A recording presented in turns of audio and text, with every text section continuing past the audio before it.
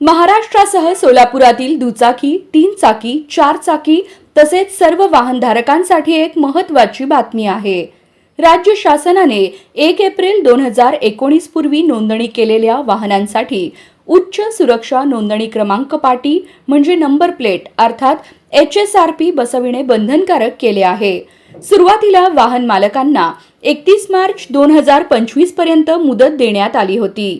मात्र अद्याप अनेक वाहनांवर HSRP नंबर प्लेट बसविण्याचे प्रमाण कमी असल्याने ही अंतिम मुदत वाढवून 30 जून 2025 करण्यात आली आहे।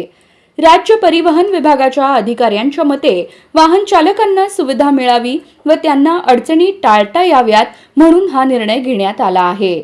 HSRP नंबर प्लेट लावणे हे वाहतुकीच्या सुरक्षेसाठी महत्त्वाचे असून त्या केंद्रीय मोटार वाहन नियमाअंतर्गत अनिवार्य करण्यात आल्या आहेत। वाहन मालकांनी दिलेल्या मुदतीत त्यांची वाहने HSRP क्रमांक प्लेटसह नोंदणी करावी, अन्यथा ठराविक कालावधीनंतर कारवाई करण्यात येईल असा इशारा प्रशासनाने दिला आहे। HSRP बसविण्यासाठी अधिकृत पोर्टल किंवा प्राधिकृत वाहन डीलर मार्फत नोंदणी करून प्रक्रिया पूर्ण करता येणार आहे।